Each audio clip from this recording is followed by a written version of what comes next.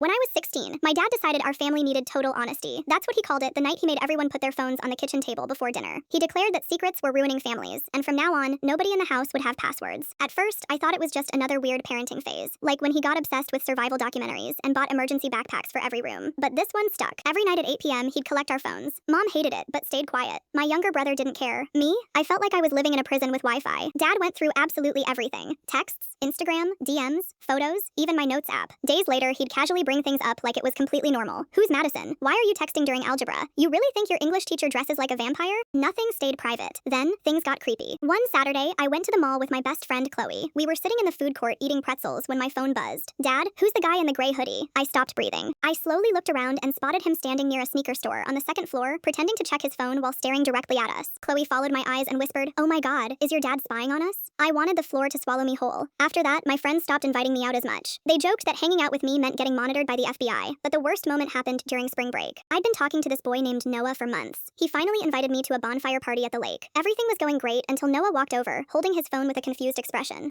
Did you mean to send me this?" My stomach dropped. It was a DM from my Instagram account. "Hey Noah, just making sure Emily stays away from alcohol tonight because she makes impulsive decisions when emotional. Thanks." My face burned instantly. My dad had logged into my account and messaged him pretending to be me. Noah looked incredibly uncomfortable, and his friends were trying not to laugh. I wanted to disappear into the lake. I left the party in tears. When I got home, Dad was sitting on the couch casually watching baseball. "You embarrassed me," I yelled. "I protected you," he said calmly. "No, you humiliated me." That turned into the biggest fight we'd ever had. When Dad kept insisting parents deserved access to everything, I stopped arguing. Instead, I made a plan. The next week, I bought a cheap prepaid phone using money from babysitting. I kept my real phone exactly where Dad expected it every night, but I started feeding him fake information, fake conversations, fake plans, fake drama. I texted Chloe about sneaking away to New York with some older college guys for a secret weekend trip. I searched for bus tickets on purpose. I even wrote in my notes app, "Friday night, don't chicken out this time." Dad completely panicked. Friday morning, while I was sitting in chemistry class, the principal called me to the office. Dad was there, looking furious and terrified at the same time. He had told the school I was planning to run away with strangers. The principal had already searched my locker. Inside, a pink hoodie, 2 granola bars, and a half-finished geometry assignment. That was it. The principal looked irritated. I looked embarrassed. Dad looked absolutely ridiculous. The car ride home was totally silent. That night, Mom finally snapped. "You accused our daughter of running away because you're addicted to spying on her?" Dad tried defending himself, but Mom grabbed his laptop and opened the browser history. Every single tab was about me. My location, my messages, my social media, hours of tracking logs. Mom just stared at him in sheer disbelief. "This isn't parenting anymore," she said quietly. "This is obsession." For the first time ever, Dad didn't have an answer. A few weeks later, my parents started family counseling. The phone inspections stopped, and the tracking apps disappeared. Then, one night, Dad knocked softly on my bedroom door and handed me a sticky note with my Instagram password written on it. "I deleted it from my computer," he said. "It didn't magically fix everything overnight, but honestly, that was the first time in a long time that I actually felt like I could breathe in my own home."